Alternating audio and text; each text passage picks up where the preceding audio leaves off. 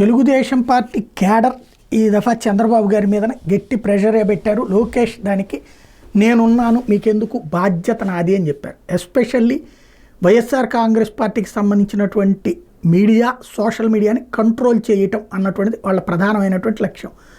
తీవ్రంగా ఆగ్రహించినటువంటి వాళ్ళ యొక్క కోరికను తీర్చడానికి ముందుకు వచ్చినటువంటి లోకేష్ ఆ విధమైన దాంట్లో సక్సెస్ అవుతూ వచ్చారు. ఓ పక్కన మీడియా, సోషల్ మీడియాకి సంబంధించి ఎక్కడికక్కడ చుట్టూ అడ్డు బిగించడం, అట్లాగే వైఎస్ఆర్ కాంగ్రెస్ పార్టీ నాయకులు ఎవరెవరైతే తెలుగుదేశం వాళ్ళని దూషించారో, దుర్భాషలాడారో వాళ్ళ మీద కేసులు పెట్టి అరెస్టులు చేయాలి.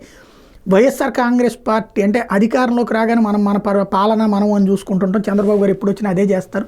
దాంతో అవతల వాళ్ళు రెచ్చిపోతున్నారు. ఒకప్పుడు రాజశేఖర రెడ్డి అధికారంలోకి రావడానికి కారణం అదే, జగన్మోహన్ రెడ్డి అధికారంలోకి రావడానికి కారణం అదే. వాళ్ళేమో అధికారంలోకి వచ్చినప్పుడు మన వాళ్ళందరినీ తొక్కేస్తున్నారు, మీరేం పట్టించుకోవట్లేదు, మాకు ఆ టైంలో మేమేమో సఫర్ అవుతున్నామంటే మీకెందుకు, నేను వెనకుంటానని చెప్పుకొచ్చారు లోకేష్. ఇప్పుడు అదే పని చేసుకొస్తున్నారు. జగన్ చుట్టూ ఉన్నటువంటి శక్తులని దెబ్బతీస్తూ రెండో పక్కన మీడియా, సోషల్ మీడియా జగన్కి అండలేకుండా చేయాలన్నటువంటి వాళ్ళ కోరిక, ఎవరైతే తెలుగుదేశం పార్టీ కార్యకర్తలు, నాయకుల కోరిక 100కి 70% తీర్చేశారు.